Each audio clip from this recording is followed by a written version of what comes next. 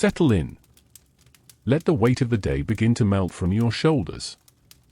Wherever you are, nestled into your pillow, resting in a cozy chair, or listening while the stars shine quietly outside, this story is yours to drift into. A journey not of urgency, but of gentle exploration.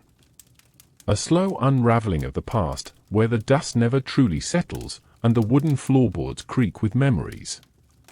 Tonight, we're heading west, into the heart of the American frontier during the late 19th century.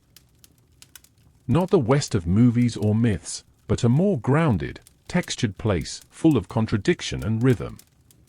A place where silence and violence coexisted, where whiskey was cheaper than water, and where a wooden door swinging open might mean a traveler arriving, or a storm about to start inside. We'll explore life around the saloon, not just the gunfights and swinging fists, but the quieter hours too. The shuffle of boots on sawdust-covered floors, the clink of poker chips, the warm reek of tobacco and sour beer, the moody glow of oil lamps. We'll look at who drank here, who worked here, and what lay beneath the rowdy exterior. Because this story isn't just about a brawl, it's about everything around it. The lives leading up to it, the rituals and realities, the music, the boredom, and the coded rules of conduct in a world where law was often distant and reputation was everything. So now, breathe in. Let your mind's eye take shape. The walls are timber. The piano in the corner has one key out of tune. Someone is laughing too loudly in the corner, and outside, the night air smells like horses and kerosene. Let's open the door together. It's 1884. The place? Dodge City, Kansas. Imagine yourself walking along a dusty road just as the late afternoon begins its long descent into twilight. The year is somewhere between 1870 and 1890. A nebulous stretch of time we now call the Old West. The sun casts long amber shadows across dry wood-planked sidewalks. The air is dry and smells faintly of leather, dust, and something metallic, perhaps the ever-present trace of gun oil. Ahead, a wooden sign swings lazily in the wind, the Lucky Ace Saloon. It creaks on rusted hinges. Behind it stands a building with a false front, a tall, flat facade designed to make the structure appear grander than it truly is. It's one of many along this street, flanked by general stores, barber shops, and livery stables. The saloon isn't a backdrop for drama. It is the town's heartbeat. Its rhythms echo with clinking glasses, muffled piano chords, low conversations, and sometimes, the sharp ring of raised voices followed by silence. Every frontier town has at least one saloon. Most have several. They are more than bars, they are centers of social, political, and economic life. As you step inside, the contrast is immediate. The light dims, filtering through dusty glass. The air grows thick. Thick with the scent of tobacco smoke curling lazily to the ceiling. With sour beer soaked into floorboards, whiskey, unwashed bodies, perfume, horses outside. It is not clean, but it is alive. There's a piano player to your right, his hands moving across worn ivory keys. He's not playing for applause, he's playing to drown out the tension. Someone in the back lets out a loud guffaw. A group of men hover over a poker table, faces hidden under brimmed hats, only eyes, and the occasional twitch of a cheek betraying their hands. A woman in a faded red dress leans on the bar. Her smile is practiced, but her gaze is sharp. And behind the counter stands the barkeep. Broad-shouldered, worn like the furniture, always polishing the same spot on the counter. He's not just a server, he's a mediator, an observer, a reluctant referee. Saloons varied widely. Some were opulent, with velvet curtains and chandeliers. Others were little more than tents with planks nailed together. But most were modest wooden structures, lit by oil lamps and warmed, when needed, by wood stoves. They opened early, and some never closed. Their menus were simple. Whiskey was the staple. Often raw, unaged, mixed with additives like tobacco juice or burnt sugar to mimic aging. Beer arrived warm in barrels and might go flat in a day. Food was secondary, perhaps beans, jerky, or stale bread. Gambling, however, was always on offer. Faro, poker, dice. A man could lose everything before sundown and win it back by moonlight. Saloons were also mail drops, job boards, town halls. You might hear a cattle boss negotiating trail routes. A bounty hunter showing off a wanted poster. A traveling salesman spreading news from back east. Sometimes even a preacher might step inside to retrieve a husband or sip quietly on something he called tonic. The clientele was as varied as the territory. Cowboys fresh from long cattle drives. Miners looking to spend their latest yield. Railroad workers, lawmen, drifters, and more. They came dusty, often exhausted, and carried with them the friction of hard lives. It only took a spark, an accidental spill, a losing hand, a glance too long, to ignite tempers dulled by drink. But not every moment was on the brink of violence. Most were quiet, even mundane. Long evenings filled with familiar noises, the scraping of chairs, laughter, the occasional off-key sing-along. The brawl, when it happened, was an event, a punctuation mark in the regular rhythm. Outside, the street bustled at dusk. Horses whinnied and stamped. Lanterns were lit. Young boys darted between buildings, and women, most keeping to the periphery, hurried between church socials or general stores. The saloon was mostly a male space, but not entirely. Women worked inside as entertainers, card dealers, and sometimes bar owners, though rarely as patrons. Respectable ladies generally stayed away, at least during peak hours. For those who lingered here, the saloon became a kind of second home. It was noisy and unpredictable, but dependable. You could count on the same crooked table, the same piano melody, the same heavy-lidded stairs. Some even came here to sleep. Many small-town saloons doubled as makeshift hotels. Upstairs, rooms were rented by the hour or the night. The beds were creaky. The blankets, scratchy. But they offered shelter, warmth, and the illusion, brief though it might be, of comfort. Sometimes, in the quietest hours, just before dawn, the saloon hushed. A thin line of light crept under the door. The piano stopped. The last card was dealt. Someone snored softly in the corner. And for a moment, the building held its breath. Because just beyond the wooden walls, the world could be cruel. The West was not tamed. It was full of hardship and loss, broken dreams and buried secrets. But inside, for a few hours, one might forget all that. With enough whiskey, even the worst memories blurred at the edges. In the end, that's what the saloon offered. Not just drink, or cards, or company, but escape. A dim, smoky refuge from the brutal daylight outside. Now that you've gotten a feel for this place, for its rhythm and tone and temperature, let's pull back the curtain further. Let's meet a man whose name rang out from these very doors, sometimes with admiration, sometimes with fear. His fists were legendary. His mustache, even more so. It's time to meet Luke Six-Toed Harlan, a man whose brawls were the stuff of whispered legend. Imagine yourself leaning against the wall of that same saloon, the lucky ace. With the muffled warmth of the whiskey-laced air still clinging to your clothes. A poker game murmurs in the background. The piano player has stepped away. And a low, gravelly voice begins to tell a story, one not written down in any official ledger or dignified history book, but rather passed from mouth to mouth, like a secret too good not to share. This is the story of a man named Luke Harlan. Luke wasn't famous the way generals or outlaws were. His name wouldn't show up in the Chronicle of the West or in dime novels, at least not often. But in a string of towns from Kansas to Montana, Luke was known. His legend moved by word of mouth, softly in daylight, louder after midnight. The name Six-Toed wasn't an insult. It was a mark of respect.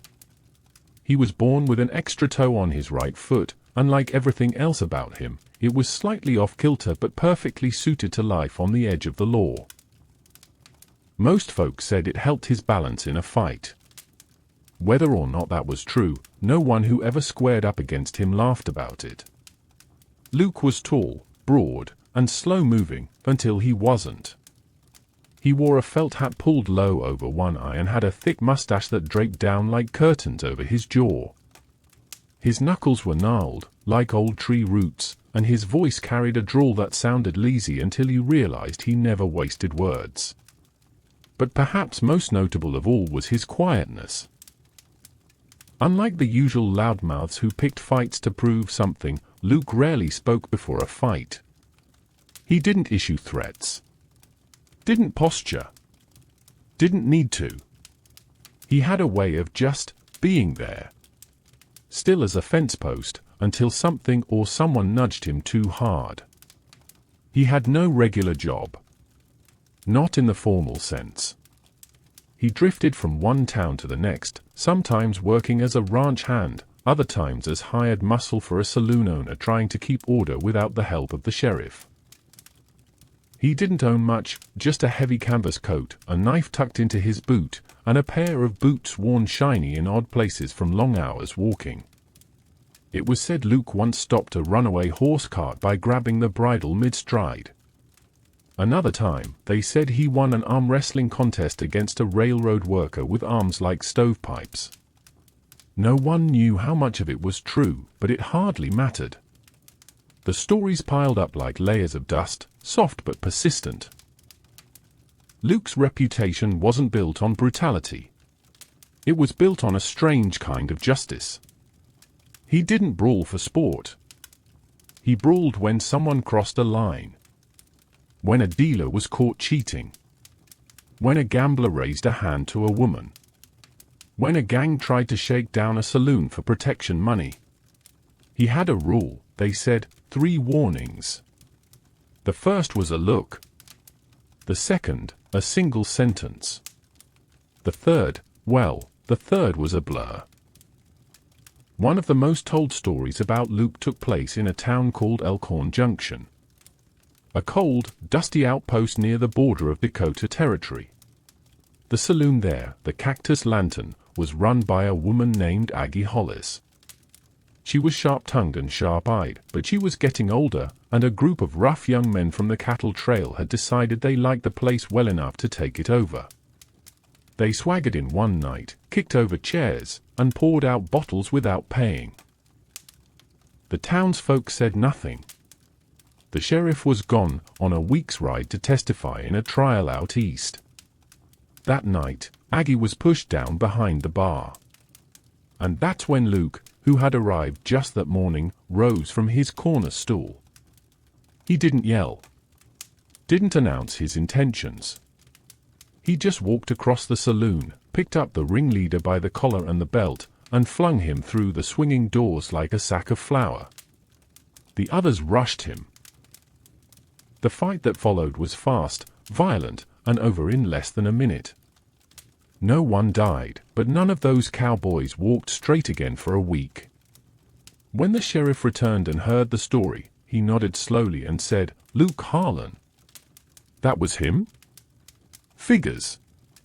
Luke never stayed in one place for long.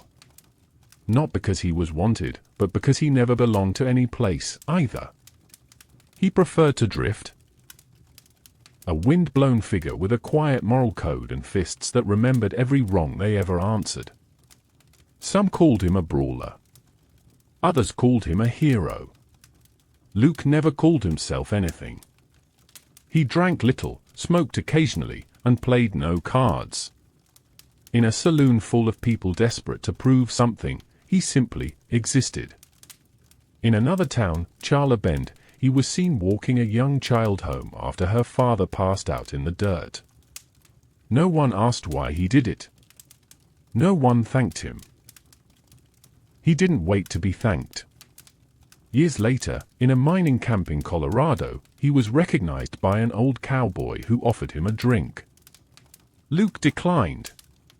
He said he was done with saloons. The man asked if he'd finally retired. Luke shrugged. "I'm just walking in a different direction now." That was the last story told of him. No grave, no farewell. Just a slow fade into the high country, like a figure dissolving into snowfall. In the end, Luke Sixtoed Harlan became part of the rhythm of the saloon. Not the chaos, but the silence before it. The tension in the air that told everyone something was about to happen. He was the weight behind the laughter, the justice that came when no one else dared move. So the next time you find yourself drifting back to a dusty saloon in a half-dream, and the music dims and the mood tightens, picture Luke.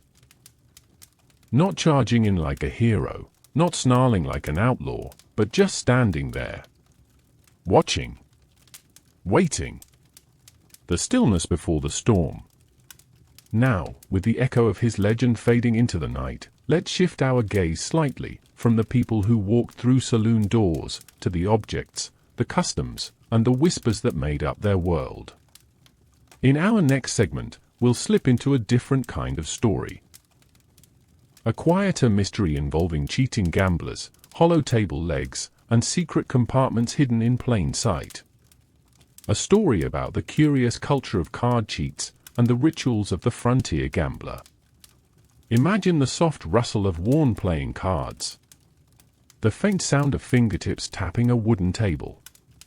A man shifts in his seat, lifts his glass, and sips slowly, eyes never leaving his opponent. The tension in the air is subtle, like the thrum of a taut string. In the Old West saloon, gambling wasn't a sideshow. It was a profession, a ritual, and for many, a way of life. And within that world, there existed a delicate dance between those who played fair and those who didn't. Tonight, we drift slowly into that realm of double dealing and sleight of hand. Not in the high drama of a shootout over aces and eights, but in the quieter, craftier realm of concealed tricks and long cons. The slow, deliberate methods of men who made deception an art form. Let's begin by sinking into a chair at the back table of a saloon in Silver Bow, Montana. The year is 1879. The gold rush has passed, but the town still breathes greed and hope in equal measure. Men smell of ore dust, and women wear dresses faded from river washings. At this table sits a man in a brown waistcoat. His fingers move like water as he deals cards to three others. No one speaks. Not yet. The game is faro, by far the most popular saloon card game in the Old West. Quicker than poker, simpler to learn, and more heavily reliant on the dealer's honesty, or lack thereof. The layout was simple, a green felt table, painted with all the cards in a standard deck. Players placed bets on the card they thought would win when drawn from the faro box. But here's the trick, the dealer controlled the box. And many boxes were built to allow cheating with barely a flick of the wrist. Dealers could stack the deck, manipulate the spring-loaded lid, or swap cards beneath the table. They wore long sleeves not just for the dust, but for the card cuffs, hidden holsters sewn into clothing where extra cards could be concealed. It was common to see players watching the dealer's hands with eagle eyes, trying to catch the flicker of a movement too quick, or the twitch of a smile too smug. But players cheated too. Some wore mirrored rings, subtly angled to catch the reflection of their opponent's cards. Others trained for months to master the art of palming, the gentle, unseen removal of a card from the deck during a shuffle. A few even had false table legs, hollowed out to hide spare cards or loaded dice, to be switched in and out as needed when the saloon floor grew noisy. One infamous cheat, known only as Silvertip Sam, used a boot knife to mark cards mid-game, gently slicing a notch invisible to the untrained eye. He was caught not because of the knife, but because he always leaned slightly to the left while playing.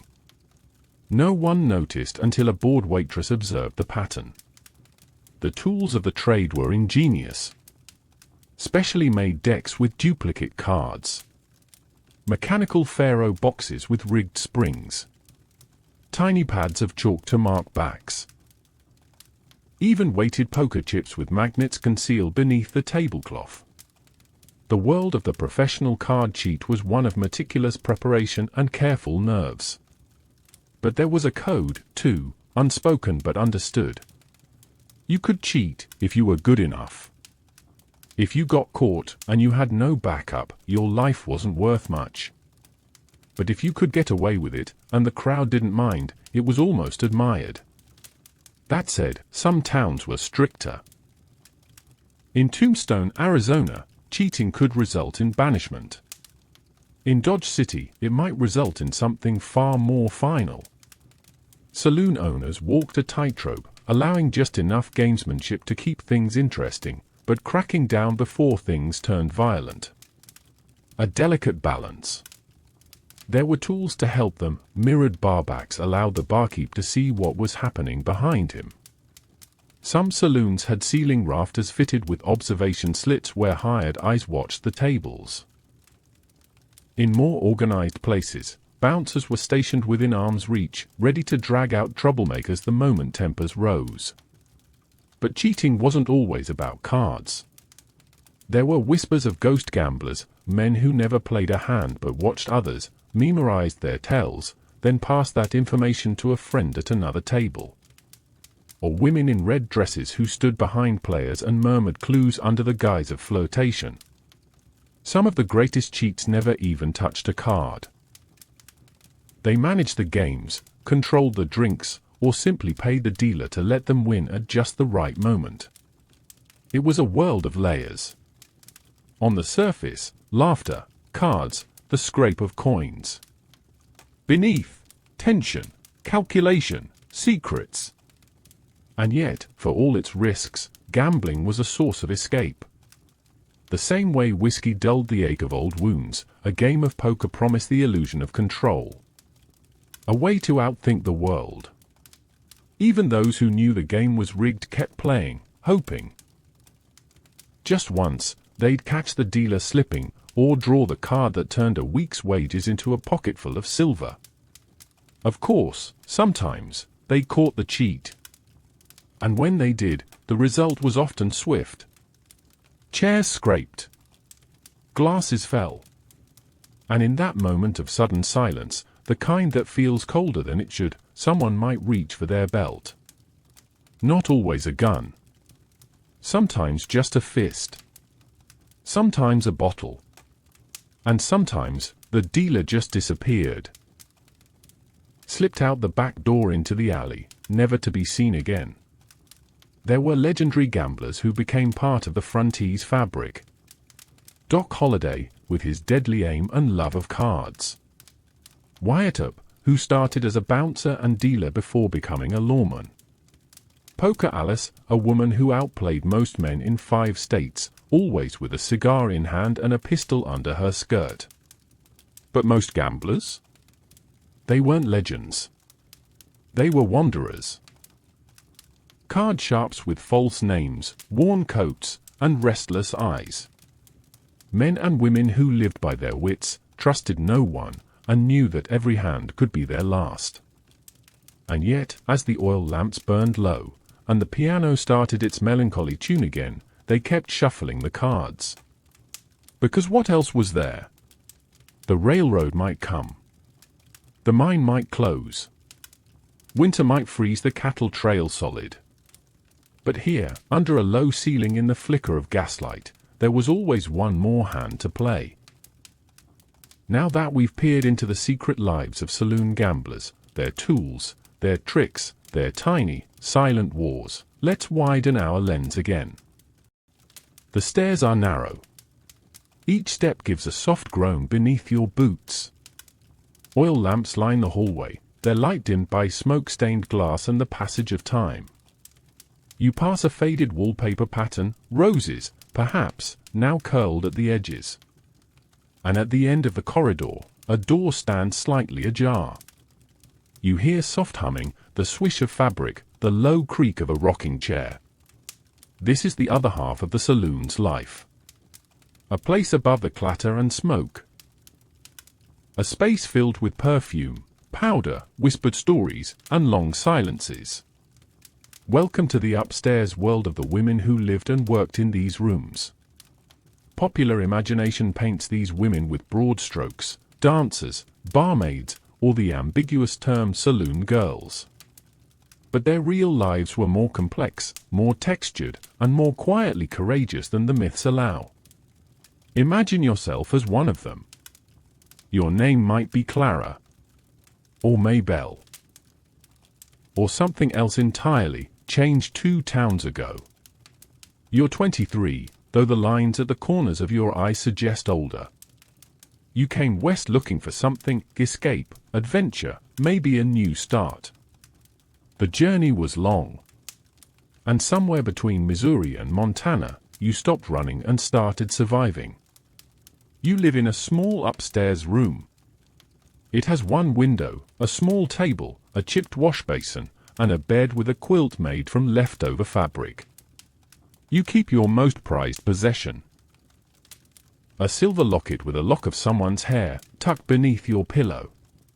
You have a trunk at the foot of the bed with 2 dresses, one for daytime, one for the evening, both carefully mended.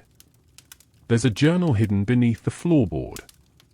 You don't write every night, just on the ones when the silence feels heavier than usual. Your work begins when the piano starts. You make your way downstairs slowly, heels clicking against the boards, corset tightened just enough to keep your posture upright but not enough to steal your breath. You wear rouge and a splash of rose water. Not because it's elegant, but because it helps you feel armored. Your job isn't only to serve drinks or flirt. You move from table to table, gently easing tension. You talk, you laugh, you listen. You keep an eye out for signs. When tempers flare, when a man is reaching for more than just his glass. You know how to turn the tide with a story, a distraction, a suggestion that maybe it's time for another round or a breath of fresh air. Some nights, you dance. You sing. You serve whiskey with a forced smile that fools no one.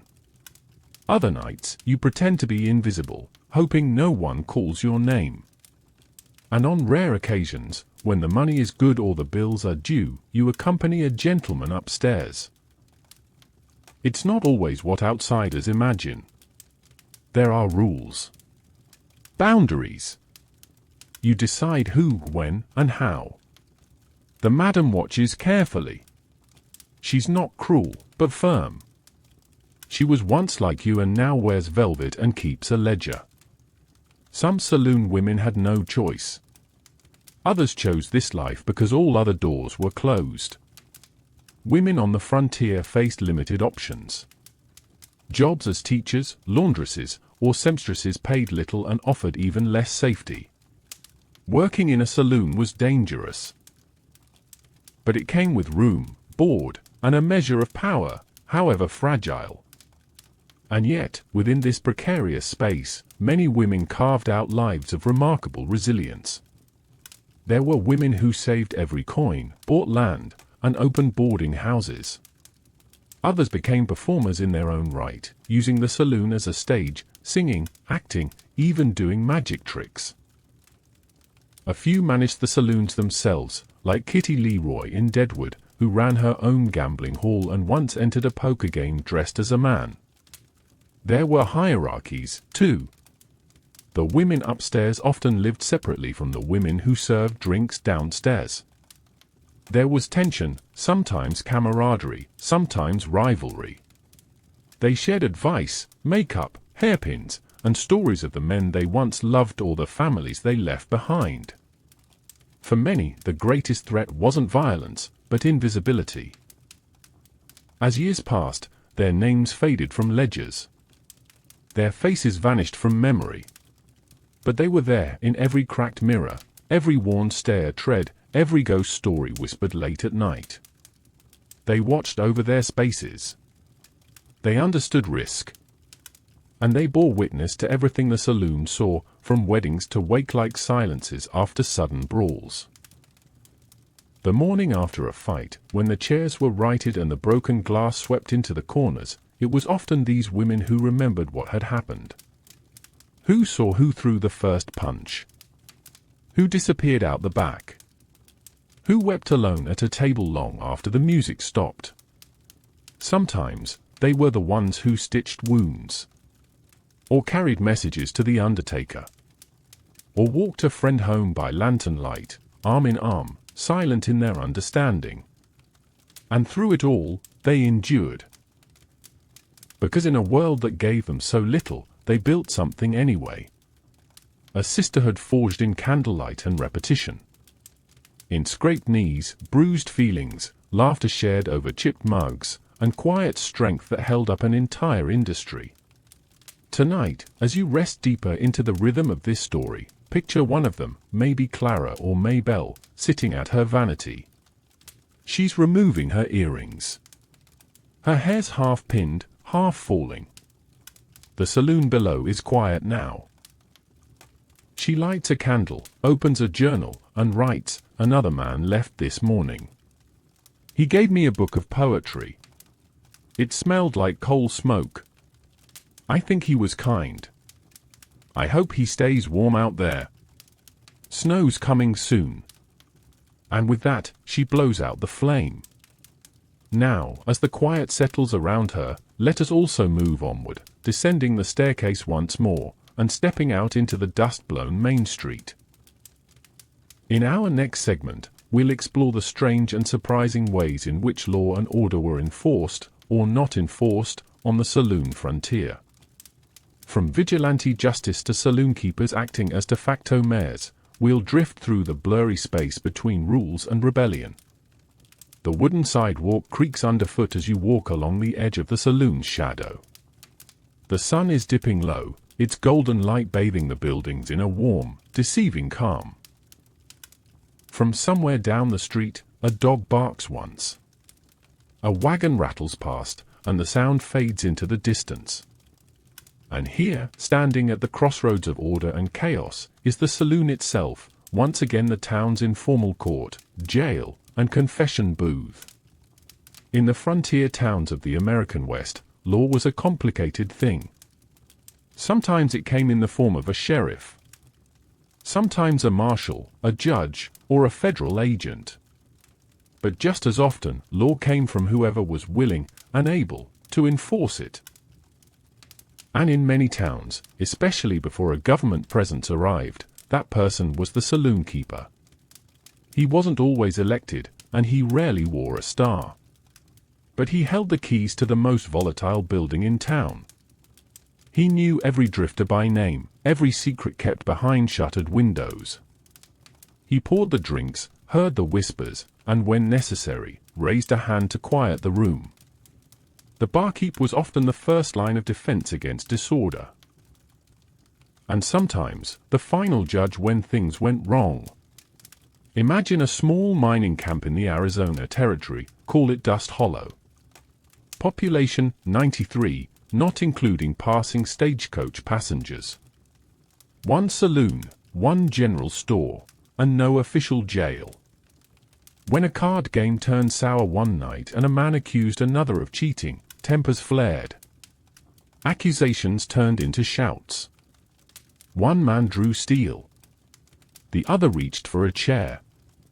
And who broke it up? Not a deputy. Not a town judge. It was Joe Fender. The saloon owner, who grabbed the man's arm mid-swing, twisted it behind his back, and marched him outside into the cold. There was no court session. Just a warning, one more stunt like that, and your next drink will be water on the way out of town. Sometimes, that was enough. But when it wasn't, the saloon floor became a courtroom of sorts. Tables pushed aside. Men gathered in a semicircle. the accused stood under the swinging lamp. Witnesses spoke, often with slurred voices. The accused explained, or didn't. And the crowd would murmur, vote, or worse, act. This was vigilante justice. Frontier justice. Swift and often final. Lynch mobs were not the rule, but they were not uncommon. If a man was caught stealing from another man's bag and no lawman was around, a quick meeting behind the saloon could decide his fate. Sometimes it meant a boot in the rear and exile. Other times, a rope and a tree. There were sheriffs, to be sure. Some brave, some corrupt, many outmatched by the chaos they tried to contain. One famous lawman, Bat Masterson, got his start as a buffalo hunter and gambler before becoming sheriff of Ford County, Kansas. He didn't carry a whip or a law book, he carried a cane. And his greatest skill wasn't shooting, it was talking. He settled more fights with words than bullets, often standing in the center of the saloon, voice steady, daring anyone to draw. But not every sheriff had his presence. In some towns, the man with the biggest voice and the heaviest fists was simply handed the badge. Elections were informal. Promises were made in whispers. And the distinction between lawman and outlaw grew thin. Sometimes, the same man played both roles. There were lawmen who ran protection rackets out of their own saloons. Who decided who could open a competing bar, who could gamble, and who had to leave town. One such man, Clayton Red Bowers, ran a town near the Rio Grande for over a decade. He wore a badge by day and ran a crooked poker table by night. When Washington finally sent a federal judge, Red vanished. Some said he bought a ranch in Wyoming. Others claimed he died in a saloon just like the one he used to rule. But law wasn't only a man's business. In some frontier towns, women enforced their own codes. When a saloon owner in a Nevada mining town refused to pay his dancers, the women banded together. They locked him in his office, took the cash box, and paid themselves. No sheriff intervened. No court trial followed. The saloon reopened the next day, with a new manager behind the bar. Children, too, watched these power dynamics unfold. They grew up understanding that rules weren't carved in stone. They were written in footsteps, in how one man looked at another across a table, in whether the barkeep reached for a bottle or a bat. Guns, though often romanticized, were not as constantly fired as stories suggest. Yes, duels happened. Yes, bullets flew. But more often, violence was suggested, just enough to cool a temper or end a debate. Most men didn't want to die. And in a saloon, everyone knew that a shot fired could bring down the whole night in ruin. So justice was about balance. About reading the room. About knowing who was willing to fight, and who was just full of bluster. Saloon keepers became experts in this dance. They kept peace with a raised eyebrow. They knew when to cut off a drink, when to change the music, when to escort a troublemaker into the night air to cool off. Some even posted their own rules at the door: no firearms beyond this point. Fighting ends drinks for the night. Cheating will not be tolerated. Whether or not those rules were enforced depended on the saloon, the hour, and who was watching. And then there were the deputies. The young men desperate to prove themselves, with shiny badges and quick tempers. Some lasted a week. Others stayed long enough to grow mustaches and reputations. They were usually local boys who knew the terrain but not always the people. They'd learn, over time, that sometimes keeping peace meant looking the other way. That not every punch needed an arrest. That the saloon was a living thing, and disrupting its rhythm could cause more harm than good. In the end, law and order in the saloon frontier wasn't about books or courts. It was about presence. Voice. Reputation.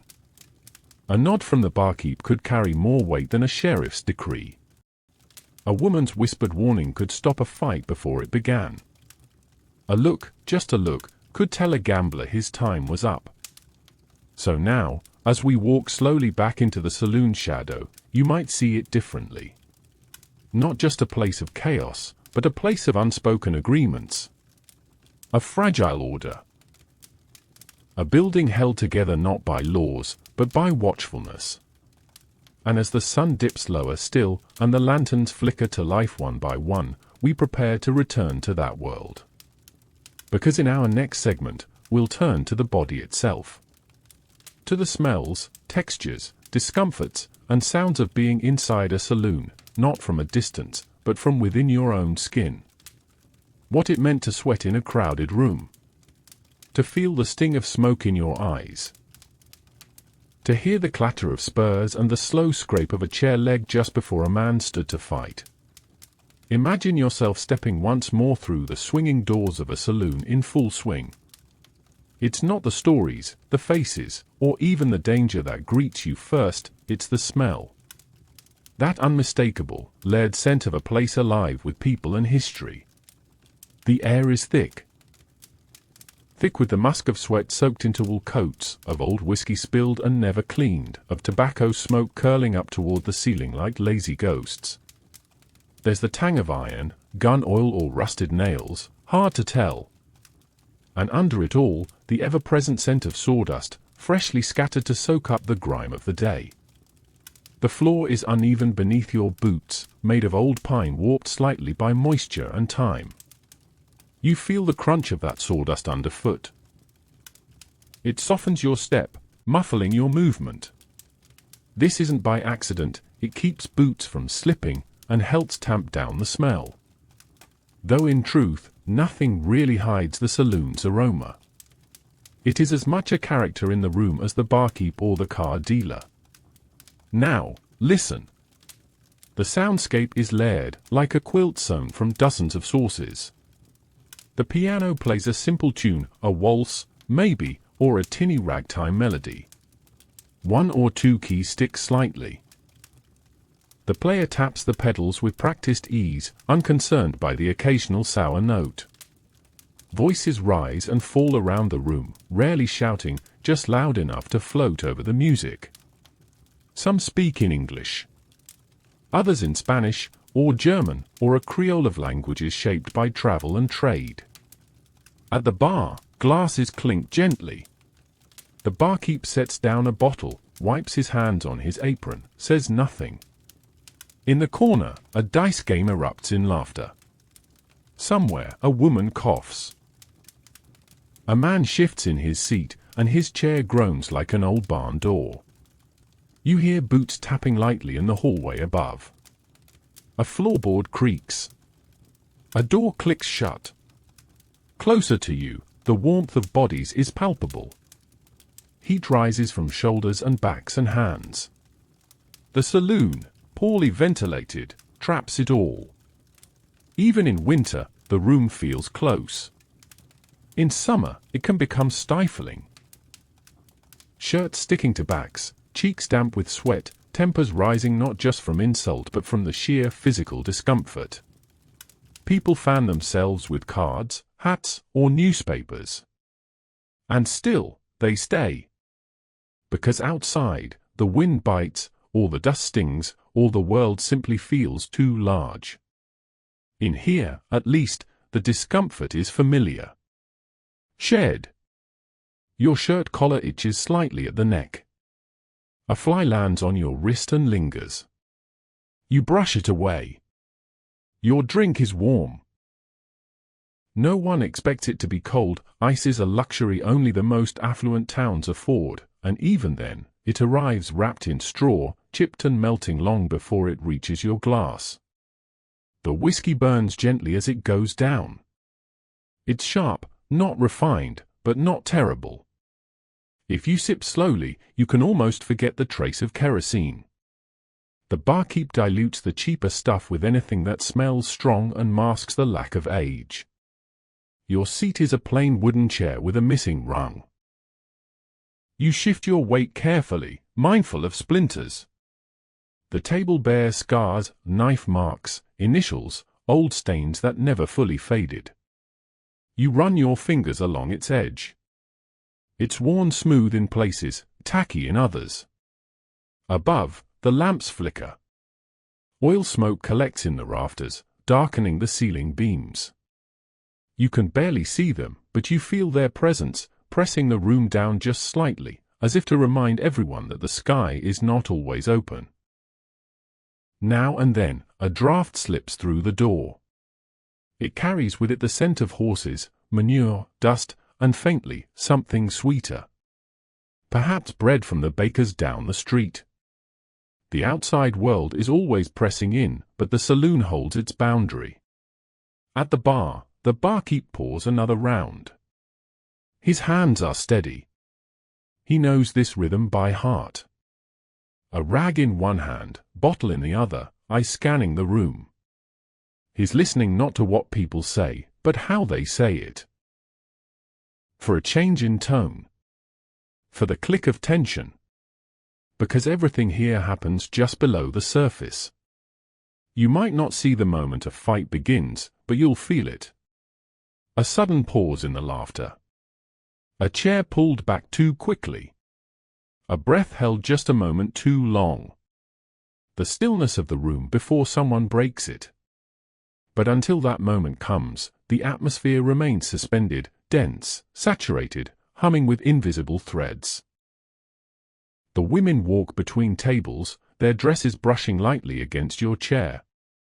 Perfume mingles with sweat and wood smoke. One smiles at you, or not quite warmly, but not unkindly either. She's walked this room 100 times. She knows every face. She knows how to lean just enough, to speak just softly enough, to guide the mood without ever seeming to. Even the music changes with the air. When the piano player senses tension, he shifts to slower melodies. When things are calm, the tunes pick up, light, bright, perhaps even a little hopeful. And as the night draws on, the crowd changes. The early evening brought gamblers, ranch hands, and traveling merchants. But now, as the hour stretches past midnight, the saloon shifts. The talk grows quieter. The mood heavier. Some men slump in chairs, hats tilted forward, whiskey forgotten. Others lean over tables, eyes half-lidded, murmuring secrets or regrets. The room becomes almost soft. The heat fades a little. The piano slows. The candles burn lower. And still, the smells linger. Tobacco, whiskey, dust. A trace of gunpowder, maybe. Or is it just your imagination? You close your eyes. Let the sound of the piano and the low murmur of voices wash over you. Feel the faint vibration of bootsteps moving across the floorboards. Sense the soft pressure of the heavy air resting on your shoulders like an old coat. This is the saloon not as a place of chaos or danger, but as a sensory world. Alive. Breathing. Unchanged for hours at a time. Comforting in its repetition, in its predictability. A place where people came not just to drink, but to feel something. Or to feel nothing at all. Let your breath slow. Let your thoughts drift. Because in the next segment, we'll explore what happens when this rhythm breaks. When the murmur turns to shouting. When fists fly and chairs splinter. When the tightly held tension of the saloon is finally, suddenly, violently released. Yes, next, we'll take a slow-motion look at the anatomy of a saloon brawl. But don't worry, we'll keep the pace unhurried, the details gentle, the tone calm. This is still your place to rest. To drift. We'll just turn the volume up one notch and observe, from a safe corner, how chaos once moved through the air like thunder through dry grass. Imagine it's late. Very late. The saloon has taken on that particular hush, not silence, exactly, but the slow, low rhythm of a place drifting toward exhaustion. A card game lingers at one table. A man snores with his head resting in the crook of his elbow. The piano has stopped. Even the barkeep leans against the shelves now, polishing the same glass for the third time, eyes half-lidded. And then, something changes. You don't hear it so much as sense it. A shift in the air. A tone of voice that turns, ever so slightly, from teasing to tight. A laugh that doesn't quite reach the eyes. Two men stand by the corner table. One holds his cards a little too tightly. The other leans back just a bit too far, his hand resting near the edge of the table, not on his gun, not yet, but close. No one else moves. The saloon, in these few fragile seconds, becomes a held breath. This is how most brawls began. Not with shouts or warnings, but with silence. A moment of collective stillness, like the land before a dust storm. Now watch carefully. The man with the cards accuses the other, something about cheating, or disrespect, or a look that lingered too long. Voices rise, not to shouts, but to forceful, clipped syllables. The barkeep straightens. A saloon girl slips away, quietly, through a back door. Still, no one has moved beyond the table. But then, with the quickness of a rabbit darting from the brush, the card table flips. It's not a loud crash, not yet.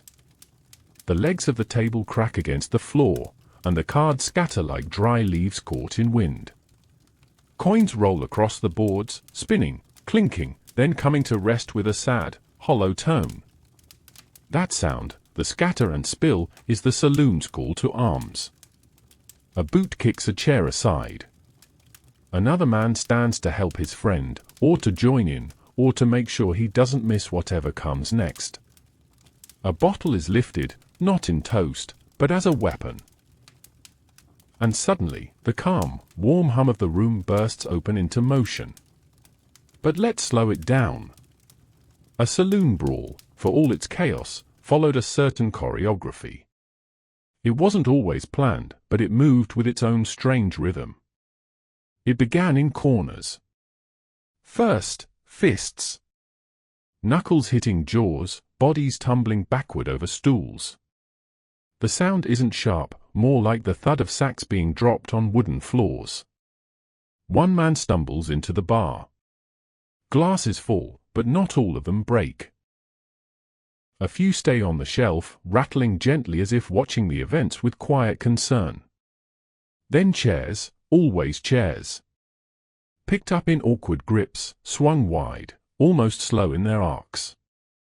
Not often to injure, but to startle. To make noise. To prove a point. The backs splinter more often than not, and the pieces scatter underfoot. And still, most of the people in the room don't join in.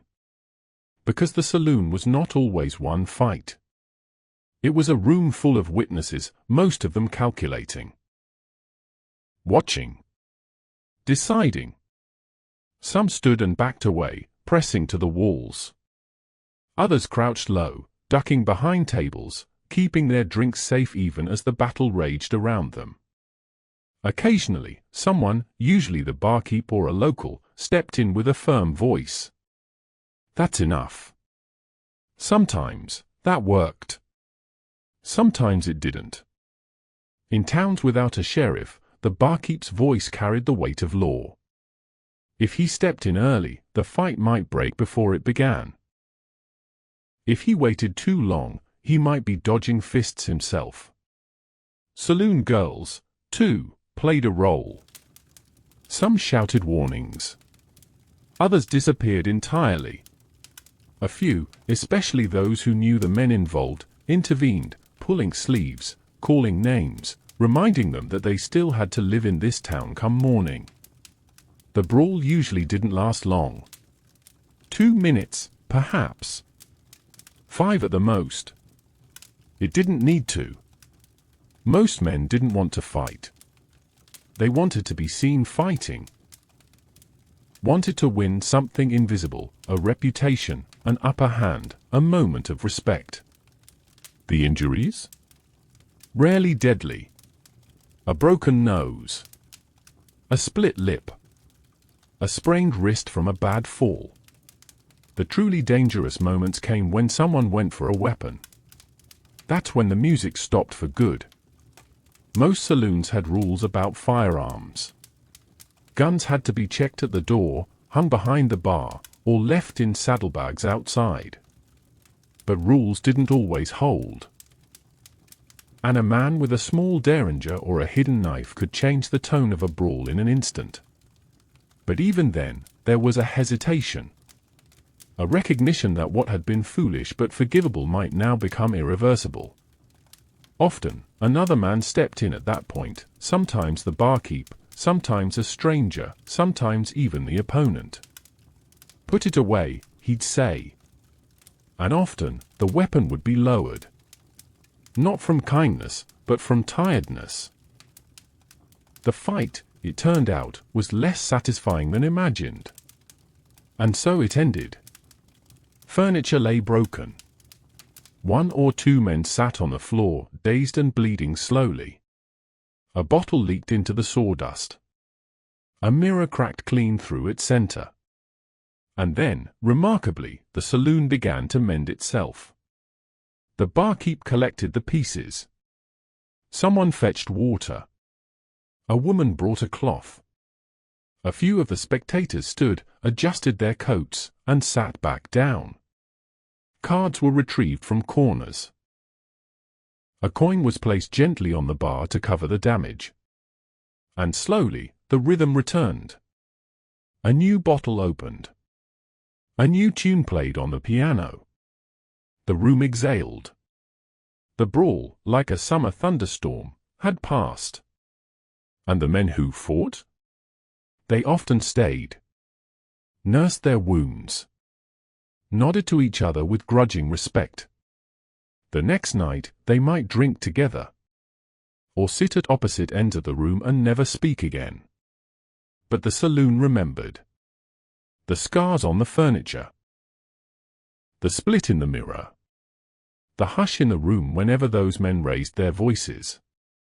And so did everyone else. A saloon brawl was not about victory. It was about expression. Emotion. Honor. Misplaced anger. Bad whiskey. Pride. It was messy, theatrical, dangerous, but also strangely ritualistic. As if the room itself knew how to hold it, how to allow it, and how to let it pass. Now, as the dust settles once more, and the piano begins its gentle lullaby again, let us turn our gaze outward.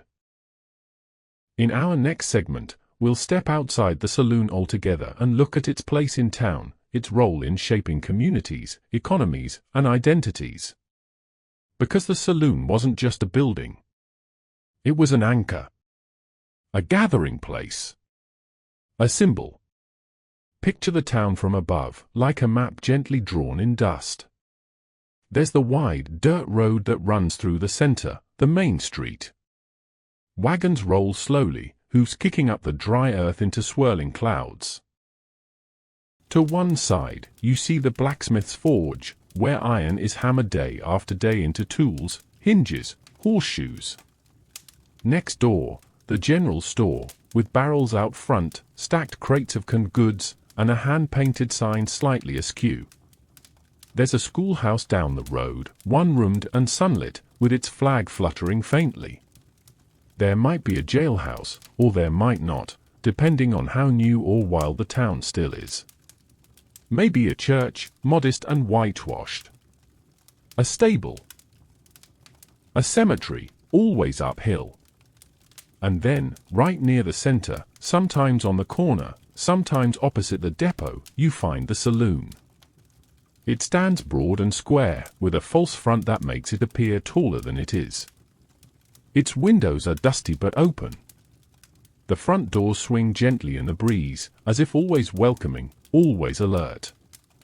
A sign above might read Silver Star Saloon, or Eagle's Rest, or simply Whiskey House, names change from town to town, but the purpose remains the same. The saloon wasn't an afterthought in frontier towns. It was the anchor. Before a school. Before a church. Before even the telegraph wires were strung along the road, the saloon stood tall. It was the place where news arrived, deals were made, arguments cooled or ignited, and newcomers took their first real measure of the town. Because life in these places was not easy. Farming was uncertain. Mining was dangerous. Ranching demanded constant labor. The saloon was one of the only structures where people weren't required to produce something, where they could instead be something. A neighbor. A storyteller. A gambler. A listener. It functioned not only as a drinking house, but as a courthouse, dance hall, message center, an unofficial city council chamber. In towns without a newspaper, word of mouth flowed through the saloon. A new shipment arriving on the next stage? The saloon knew first. A winter storm moving down from the hills? The saloon heard it in the wind before anyone else. A traveler gone missing, or a well running dry, the first whispers often echoed from barstool to card table long before anyone nailed a notice to the post outside the general store. Saloon owners, especially those who stayed longer than a season, became power brokers. They knew who owed money, who was planning to move on, who was courting whom. They hosted the town's informal events. Dance nights, poetry readings, even Sunday suppers when the preacher was traveling and the church sat empty. And in the absence of banks, the saloon sometimes became one. Bartenders would hold money for safekeeping. Some even issued their own scrip, small notes redeemable for goods or drinks. The practice wasn't legal, strictly speaking, but it was common. People trusted the saloon because they had to. It was always open. Always lit. The physical structure itself told a story. Downstairs. Bar, card tables, piano, open space for dancing or fighting or resting. Upstairs, rooms for boarders, for workers, for those passing through with no place else to go. Sometimes the saloon doubled as a boarding house, or even a post office, with letters stacked behind the bar. Saloon architecture varied with the region. In colder areas, heavy doors and thick walls held in heat. In desert towns, slatted roofs and open windows tried their best to encourage air flow. Some had wide porches with benches. Others had rooftop platforms used to watch for dust storms or approaching cattle drives.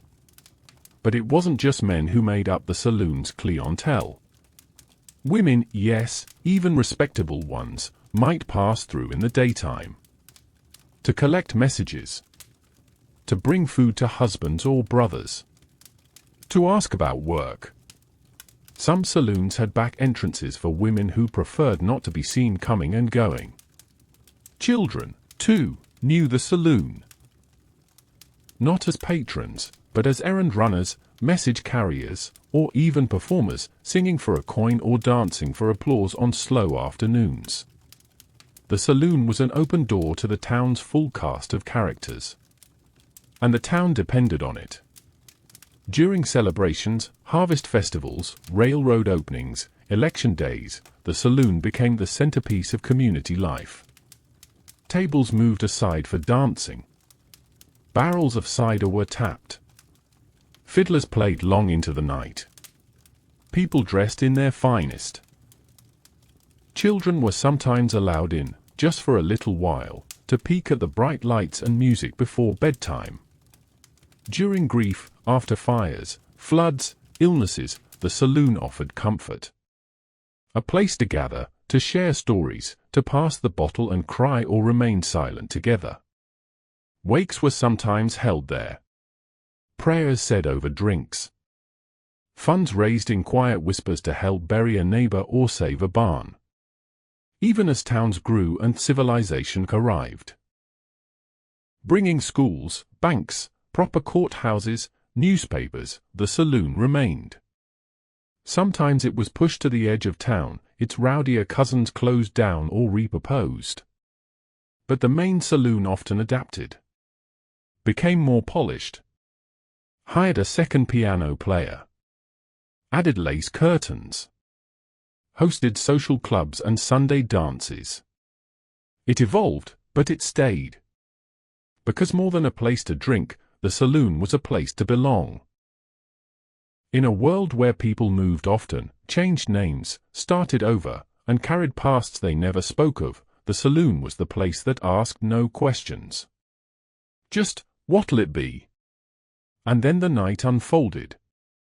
Now, as we drift back from that wide, dusty townscape, and step once more through the saloon's doors, we'll take a seat not at the bar, or at the card table, but by the upright piano. In our next segment, we'll listen quietly to the music that filled these spaces. The songs of the frontier, the sounds that shaped memory, emotion, and identity in the American West. We'll meet the piano players, the fiddlers, the ballads, and the rhythms that made saloon life sing. Picture the saloon not in full chaos, not in stillness, but in its most tender state, when the piano begins to play. It's not a grand piano, of course. It's upright, squat, and patched in places with mismatched wood. Its keys are yellowed. A few stick. One might not sound at all. But still, it sings. The player, perhaps an old man with calloused hands, or a young woman who arrived from Chicago with little more than a songbook, sits on a wooden bench smoothed by use. Their coat is draped across the back. A half-empty glass rests on the floor by the pedals. They don't begin with a showy overture. They begin with something familiar. A slow waltz. A folk tune. A lullaby-turned lounge song. Music that doesn't demand attention, but gently invites it. Because the saloon, in many ways, was an instrument itself. Its walls shaped the sound. Its patrons tuned the mood. The creak of the boards, the click of glass, the hum of conversation, all of it became part of the performance. Music in the saloon served many purposes. It wasn't background noise. It was architecture. It framed the evening. It told people when to enter, when to linger, when to leave. Early in the evening, music was lively, something to draw in passers-by. A ragtime number, played briskly. A fiddle tune borrowed from the Irish countryside and reshaped by mountain air. A lively two-step with a stomping beat. As the night deepened, the tempo softened. The tunes became slower, more reflective. Songs of home. Of roads taken and love left behind. Of battles won and lost. Of rivers crossed, and of waiting still. Some pieces were purely instrumental. Others were sung quietly. Sometimes by the pianist, other times by someone leaning against the bar, coaxed into melody by drink or memory. Imagine hearing The Girl I Left Behind Me drifting through the haze of tobacco smoke. Or Lo, Susanna, sung with more longing than cheer. Or Glorina, a tune so melancholy it was said to quiet entire saloons into silence. The piano wasn't the only instrument, of course. Fiddles were common, easy to carry, easier to tune than one might think. Guitars traveled in saddlebags. Mouth harps and banjos added their bright, sharp voices to the mix. Some saloons had full house bands. Others had just one reliable player. And then there were the songbooks. Tattered pages passed from town to town. Collections of popular tunes, Stephen Foster songs, hymns reworded for humor, old ballads from England and Appalachia. Musicians shared them like gold, memorizing melodies, improvising harmonies, making each song new again in every town. The music was not always pretty. Sometimes it clashed. Sometimes a drunk man tried to join in and sang 2 measures behind. Sometimes a string snapped, and the tune faltered, and the whole room paused to see if it would continue. But it always did. Because in the saloon, music wasn't performance, it was ritual. It marked the passage of time. It honored joy and grief. It helped men forget and remember. It filled the silence between gunshots and gossip. It made space for love stories, lies, reunions, and farewells. There were dancers, too. On slow nights, couples waltzed between tables, boots sliding gently on sawdust, a woman's hem brushing the edge of a bench. A young couple, barely old enough to shave or wear corsets, moving carefully in borrowed steps, their hands trembling with newness. On livelier nights, the tables were pushed aside entirely. The fiddler stood on a chair. The beat quickened. Laughter rose. And the whole saloon became a dance hall. Bare walls echoing back every stomp and shout like thunder. But perhaps the most remarkable musical moments came in the quiet. At closing time. When only a few stragglers remained. When chairs were placed on tables. When the barkeep rinsed the last glass. And the pianist, not yet ready to leave, played one last tune. A lullaby. A hymn. A piece of Chopin, half remembered from childhood. Fingers moving not for money or applause, but for comfort. And someone, sitting near the back, would lean their head on their arms and simply listen. Music, in the end, was memory. It reminded people of where they came from and gave shape to the stories they hadn't yet found words for. It held them in place. It carried them forward. It stitched the night together. And now, as the final chord fades into the soft hum of lanterns, let's sit with the silence for just a moment longer. Because in our next segment, we'll explore what happens when the piano is packed away for good. When the saloon is shuttered. When the gold rush ends, the cattle drives dwindle, and the frontier begins to fade. Next, we'll gently walk through the slow decline of saloon culture and the echoes it left behind. It doesn't happen all at once. The end of the saloon, like the settling of dust after a long cattle drive, was gradual. Soft. Uneven. Some doors stayed open longer than others. Some bars poured their last whiskey decades before their neighbors closed shop. But the shift was real. Picture it now, the same main street we walked down before. But something's changed.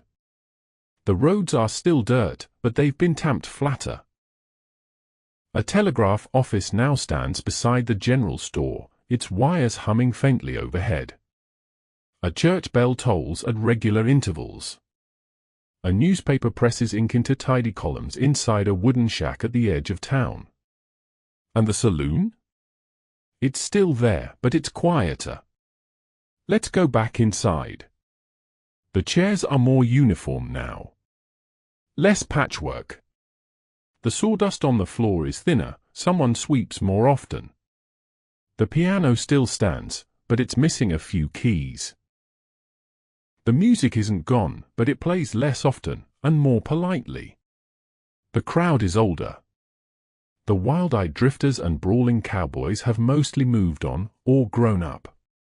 The gold prospectors, having found their fortunes or lost them, are fewer now. And the barkeep? He's no longer the town's power broker. He's just a man who sells drinks.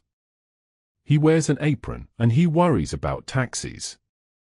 You might notice the first signs of decline in the liquor itself. Where once whiskey was poured with casual generosity, now it's measured. Where once poker games stretched long into the night, now they're often stopped by closing hours. The law has caught up. The chaos, once tolerated as part of the frontier rhythm, is no longer welcome. Part of this is the railroad.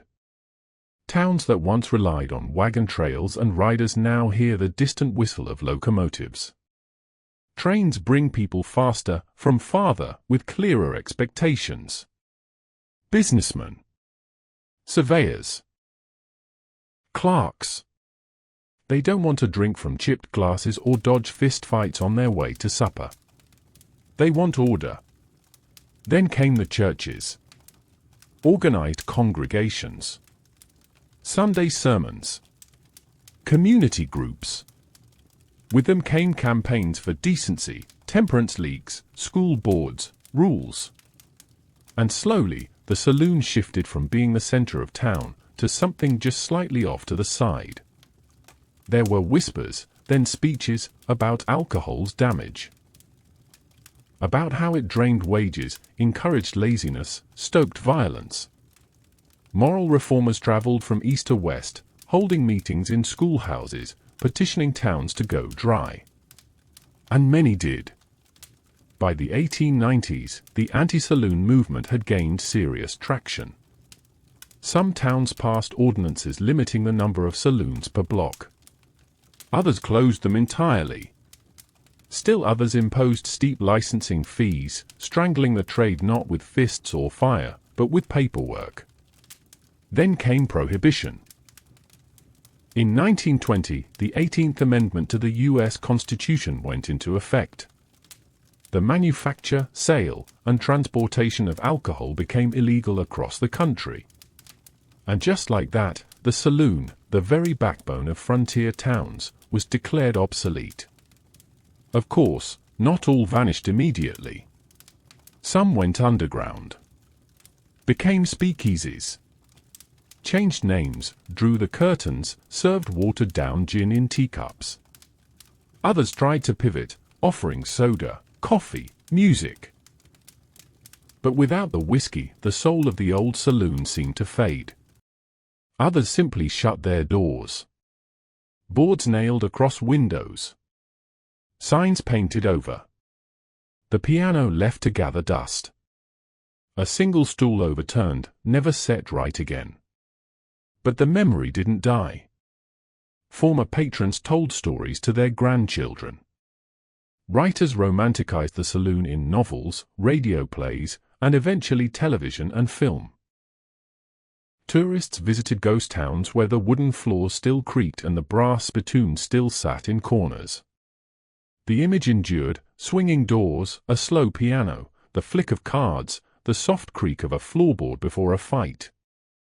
And in a few rare cases, the saloon survived. Some towns resisted prohibition longer than others. Others reopened saloons after repeal in 1933, preserving their original names, bars, and decor. These places became time capsules, half museum, half watering hole, where tourists could sip bourbon where a miner once told tall tales. But they weren't the same. Because what changed wasn't just the law. It was the frontier. The West, once wild and wide, became settled. Surveyed. Owned. Families replaced drifters. Banks replaced backroom poker. And the saloon, which once absorbed all the energy of an untamed land, no longer held the same purpose. Its decline wasn't failure, it was transformation. Many old saloon buildings became restaurants, offices, or even libraries. Some were torn down to make room for sidewalks and parking lots.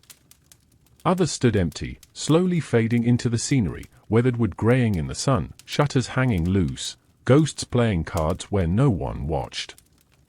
And yet, even now, echoes remain. You might walk into a bar in Wyoming or New Mexico and find an original brass rail along the floor. You might spot a carved mahogany back bar with little drawers, a relic from the 1880s. You might see a photograph, sepia-toned, faded, of a group of men in bowler hats standing under a painted sign that reads, "The Silver Spur Saloon." And when the bartender wipes the counter, and the piano plays softly from a speaker behind the bar, you might feel something. Something familiar. Something old. Not quite sadness. Not quite nostalgia. But presence.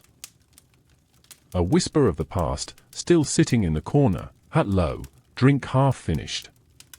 Next, we'll draw our focus inward again, this time, to the women of the saloon. Not just the dancers and entertainers, but the entrepreneurs, the quiet observers, and the ones who moved through that space with dignity, cunning, and often, tremendous risk.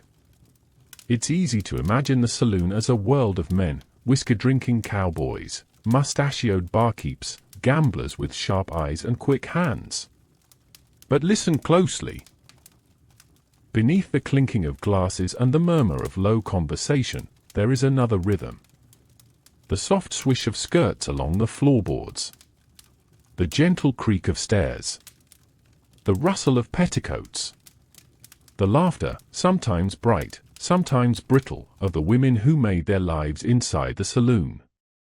They were not all the same. Some were entertainers. Some were proprietors. Some were survivalists in satin gloves. And others, quite simply, were doing what they had to do. Let's begin with the most visible figure, the saloon girl. She goes by many names: dance hall girl, soil dove, hostess. Her dress is bright, chosen to shimmer in low light. Her perfume hangs gently in the air. She moves easily from table to table, laughing softly, guiding a man's hand back to his drink rather than his holster. She listens more than she speaks. But she is not decoration. She is performer and mediator. She controls the mood more than the piano player. She knows the gamblers by name, knows which drink dulls their anger and which words cool their temper. She sings, dances, pours drinks, settles arguments. Many came west on promises. Some were recruited from eastern cities, promised respectable work and good pay. The reality was different. Others arrived on their own terms, looking to escape a past or build a future. Some found a strange freedom here, despite the dangers. The saloon gave them income, housing, community. Some were exploited. Some found agency. Some were both. Then there were the madams. They wore finer dresses. Sat in the back. Watched everything. They ran the upstairs rooms and collected the house's cut. Often they began as dancers or entertainers themselves. Over time, they built power, one coin at a time. In towns where women couldn't vote, own property, or make contracts without a male signature, the madam did all three. And she did so with a coolness that unsettled men. She paid taxes. She lent money to the mayor. She knew the sheriff's habits, the preacher's secrets, the banker's debts. Her business was not considered respectable, but her influence was undeniable. And yet, many saloon women did not own. They rented, from men who often overcharged them. They faced laws that shifted unpredictably, allowed 1 month, arrested the next. They worked in a world that judged them for being visible, and forgot them as soon as they left the room. There were the quiet women, too. The wives of barkeeps who cooked meals in the back. The laundresses who collected stained shirts after the fights. The seamstresses who mended dresses and curtains by lantern light. The women who entered through back doors, not for shame, but because the front was too loud. They worked harder than most and were remembered least. And sometimes, more often than you might guess, the woman ran the whole place. When a husband died, or left, or drank too much, the widow stepped in. She managed the books, ordered the barrels, kept the bouncers paid and the cards honest. Her name might not appear on the sign, but the saloon beat to her rhythm. These women faced dangers beyond rowdy drunks. Violence was real. Laws rarely protected them. Many carried hidden knives. Some learned to shoot. Others relied on their network of workers and friends to keep one another safe.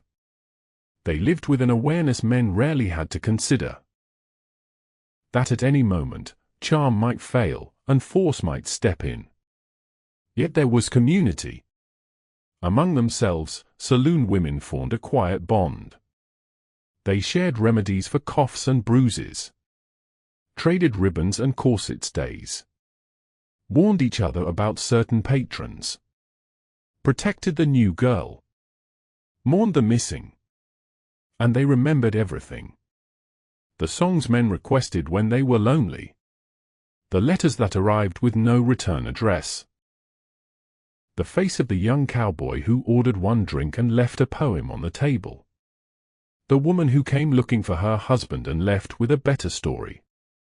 Because these women were witnesses to joy, sorrow, triumph, and ruin, to beginnings and endings, to what was said aloud and what was never said at all.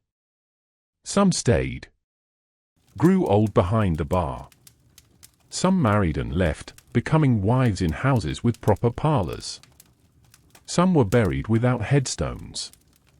Others became legends. Misremembered, exaggerated, turned into stories told by firelight. But all of them walked the same floor we've been following. Their hands touched the same door frames. Their voices rose and fell with the music. Their gaze met ours, steady and knowing. As we leave this chapter of the saloon behind, we do so with a quieter respect for the lace and the grit, the softness and steel, the unseen work that held the chaos together. Next, we'll turn our attention to something more unusual. The language of the saloon. The phrases. The slang. The peculiar poetry of a culture built on cards, whiskey, and grit. Lean in a little closer, not for secrets, but for syllables. Because in the saloon, language was more than just a means to order a drink. It was a currency of its own. A badge. A weapon.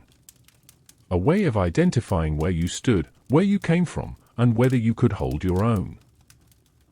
From the moment you stepped through those swinging doors, you entered a world not just of sights and sounds, but of talk. Rhythmic, colorful, and often coded. A man didn't just sit, he parked his saddle. He didn't lose a card game, he got taken to the cleaners. And if he'd had one too many, well, he might be 3 sheets to the wind or talking through his hat. The saloon was a crucible of slang, blending the vocabularies of cowboys, miners, gamblers, immigrants, and outlaws into a lexicon as layered as the stories told over poker chips. Let's begin at the bar itself. You didn't ask for a whiskey. You ordered a belt. Or a shot. Or a pull. If you wanted something stronger, you might call for Red Eye, named for its ability to water the drinker's eyes upon impact. Want something even rougher? Ask for Coffin Varnish or Rockgat. Terms used for the harshest, cheapest, most questionable spirits available.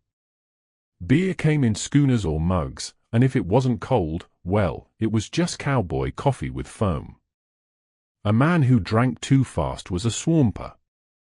One who never paid was a barfly. And one who always had a story to tell, well, he was just part of the furniture. Then there were the gamblers.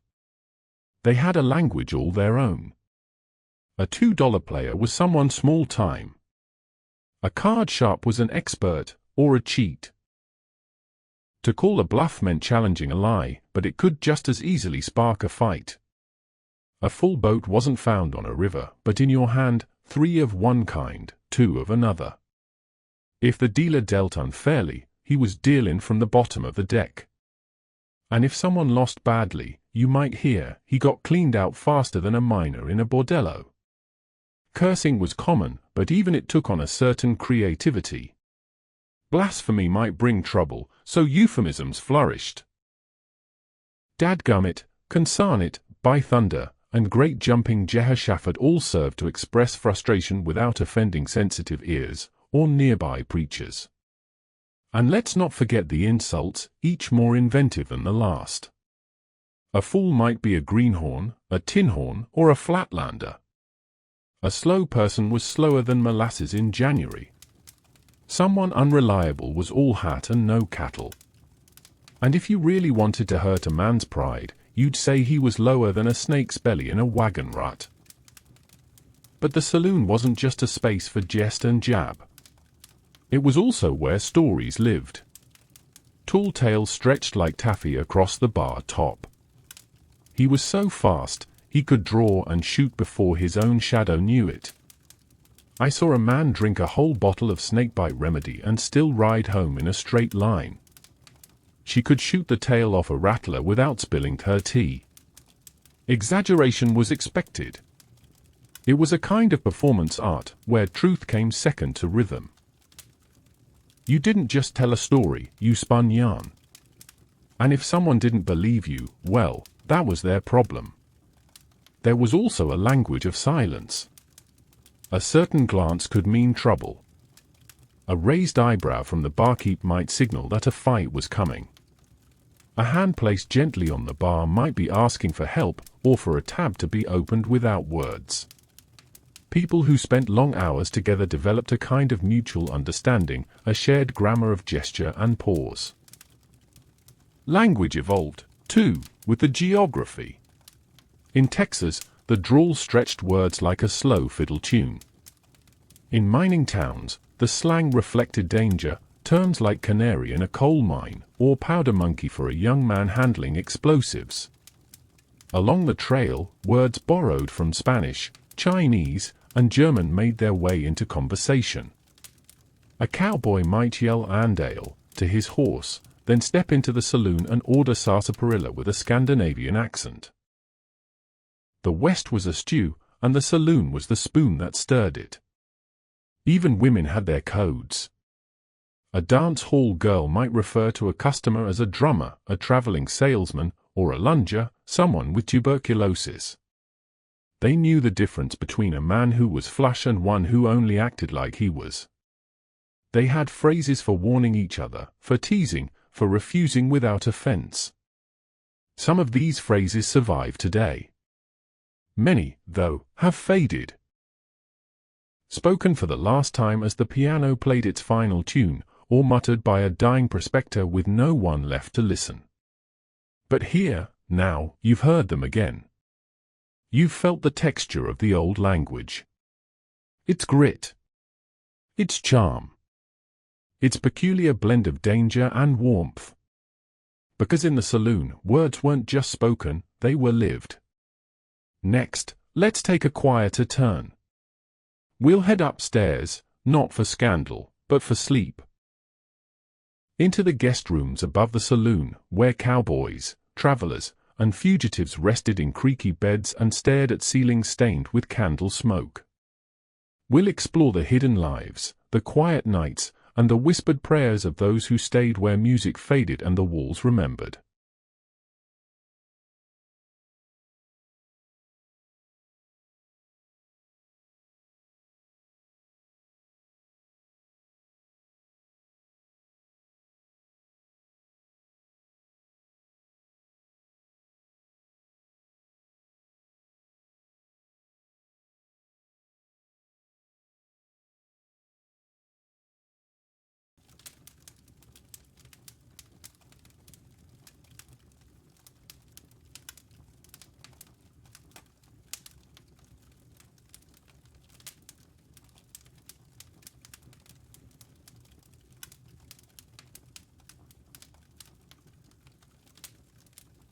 The upstairs rooms of the saloon weren't glamorous.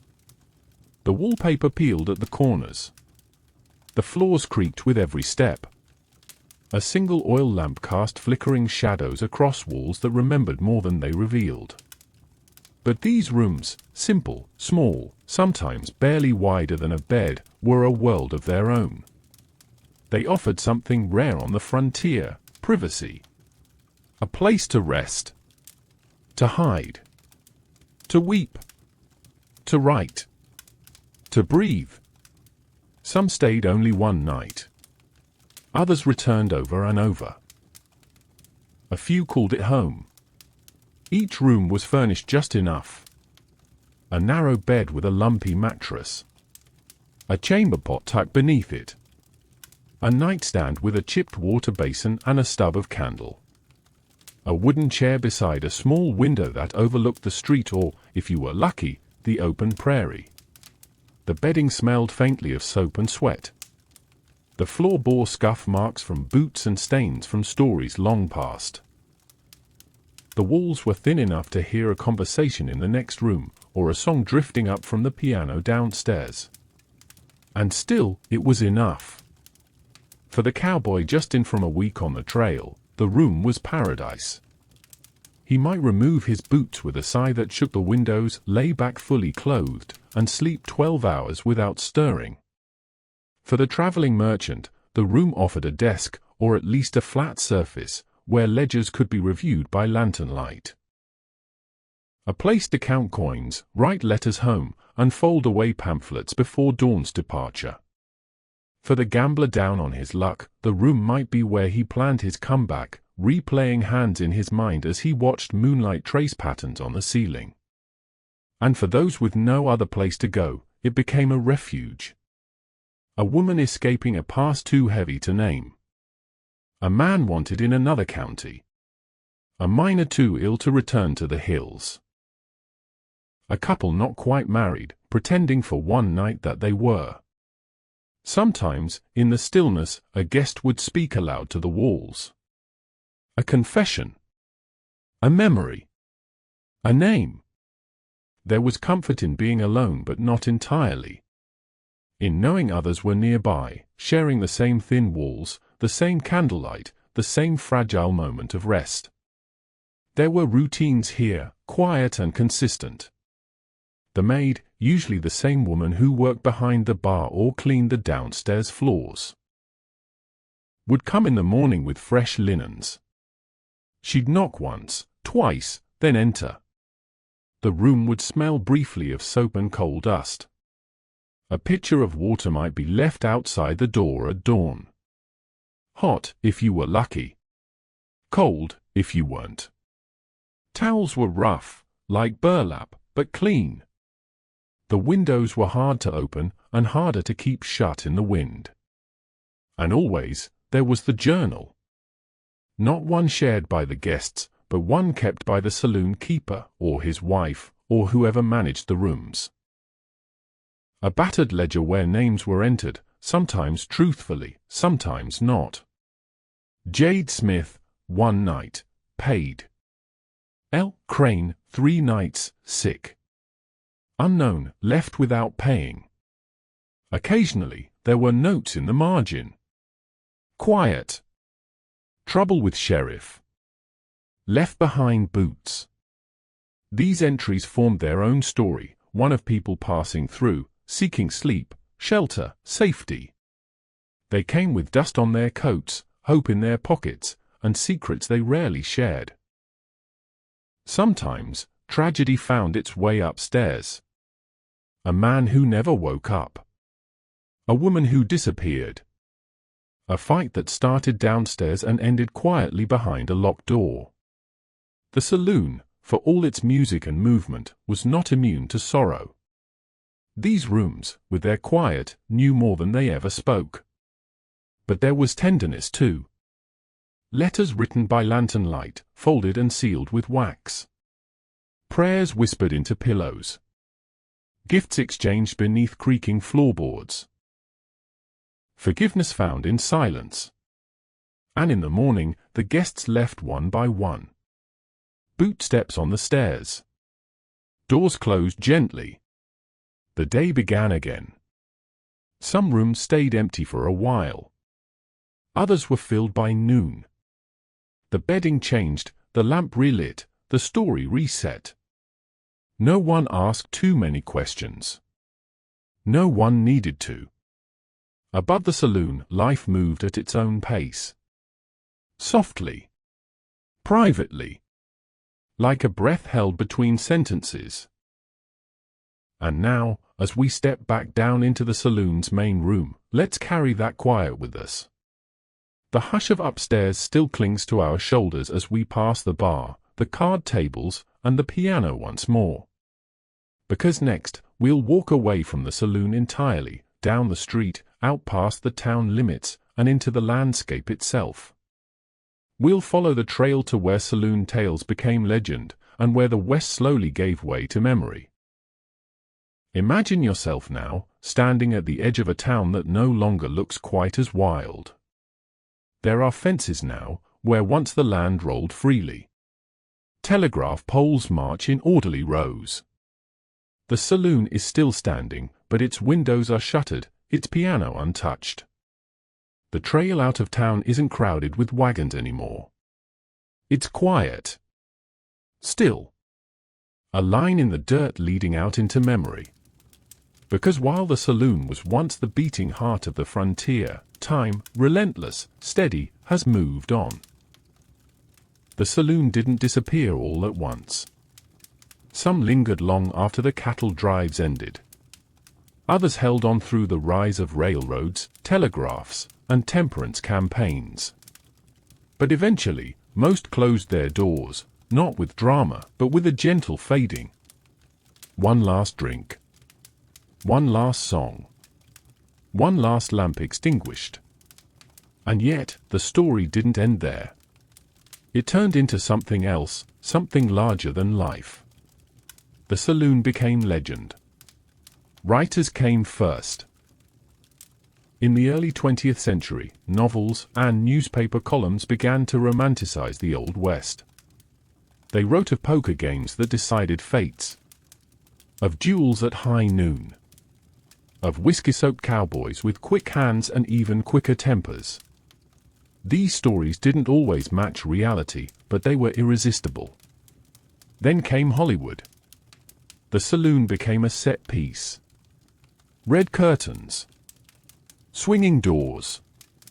A bar lined with bottles. A stage in the corner. A dramatic entrance. A fist fight. A slow clap.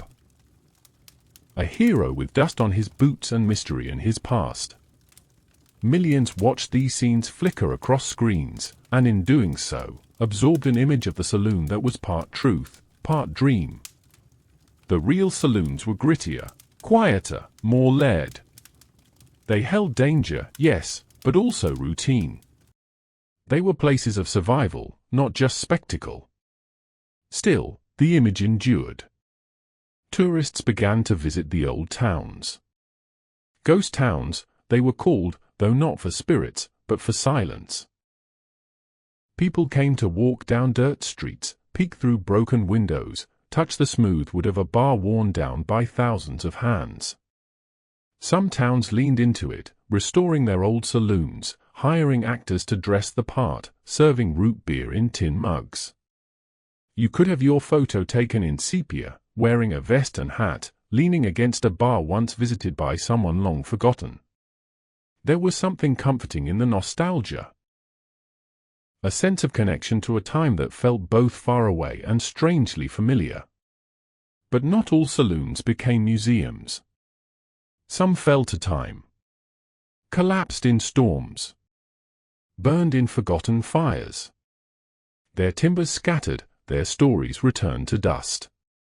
Others stood stubbornly, roof sagging, door swinging on one hinge, testaments to a time when life pulsed in whiskey rhythms and fiddle songs. And then there are the stories. The ones told not in books or films, but around kitchen tables, on porches, beside campfires. My grandfather once played piano in a saloon in Tombstone. My great-grandmother danced in a gold rush town where no one spoke English. They say that saloon in Montana still has bullet holes in the ceiling. The tales grow in the telling. That's the nature of legend. Because the saloon isn't just a building, or even a memory. It's a symbol. Of movement. Of change. Of survival. Of what people did when they were far from home and needed a place to be known, even just for a night. It's a symbol of the contradictions of the West, wild and domestic, joyful and brutal, temporary and eternal. And if you listen carefully, you can still hear it. In a creaking floorboard in an old tavern. In the soft trill of piano keys played after midnight. In the slang that slips into conversation unexpectedly. In the silhouette of a building passed on a long highway, its sign faded, its porch still waiting. The saloon lives on. Not just in museums or photographs, but in us. In our fascination with risk, with community, with new beginnings. In our love for places where stories are born and retold. Where strangers become companions over a drink. Where music and memory mingle under low light. So as we walk further now, away from the last light of the saloon, let's carry that echo with us. A quiet rhythm in our step. A warmth in our chest. A sense that somewhere, just over the next ridge, there might still be a lamp glowing in a window, and a voice saying, "Come in. Sit a while." Next, we'll bring everything together. In our final segment, we'll return to the present moment, reflecting on what the old-timey saloon can still teach us, and how its story continues to offer comfort, even now. Let yourself settle now. Imagine the chair beneath you, solid and familiar. The air is still. The last candle burns low. And all around you, the saloon sleeps, not gone, but resting quietly in memory. The question we began with seems far away now. Could you survive an old-timey saloon brawl? Perhaps, in the beginning, it called to mind images of shattered chairs, flying fists, and quick-draw showdowns. But after walking through the long shadows of history, we see something more. Something deeper. Because the saloon was never just about the brawls. It was about everything else. It was about survival, not just physical, but emotional. Financial. Spiritual. It was where a ranch hand earned his first dollar and spent it by lantern light. Where a gambler staked his luck, night after night, looking for something more than just a winning hand. Where a woman navigated a world built against her and carved out a place to belong. Where music rose from battered keys, echoing into the night. It was a place of contradictions. Rough yet welcoming, chaotic yet structured, fleeting yet unforgettable. People came to the saloon not only to drink, but to remember. Or to forget. To seek warmth, or lose themselves in the noise. To tell stories, or simply hear another voice. To sit alone among others. To be seen. And in that way, perhaps, the saloon still exists. Not in the same form, not with swinging doors and brass spittoons, but in cafes, bars, rest stops, quiet backrooms of cities and towns. Wherever people gather in uncertain times, looking for something solid to lean on. The wooden floors may be gone, but the rhythm remains. Because the spirit of the saloon lives in the quiet kindness of the barkeep who knows your name. In the worn edges of a table where stories are traded. In the soft strain of music played just to fill the silence. It lives in the idea that even the roughest spaces can hold moments of grace. That even in lawless times, there was structure. That even in danger, there was comfort. That even in exile, there could be belonging. The saloon, in all its dust and disorder, held a space for humanity at its most unvarnished. Not always noble, not always safe, but real. Alive. And somehow, enduring. So as we close this story, let's not say goodbye to the saloon. Let's simply nod to it, gently, respectfully, as we step outside. The lamps are dim now. The piano rests. The bar is wiped clean. A single stool remains, empty and waiting, just in case someone returns. And you? You carry it with you now. The rhythm of boots on floorboards. The clink of glass. The hush of upstairs whispers. The steady hum of a place that once stood between the wilderness and the world. A place of gathering. of grit, of music, of memory. Sleep now, if you wish. Let the saloon fade gently into the distance. Let the stories settle like dust on the windowsill. Let the night hold you the way the past once held them, quietly, without demand.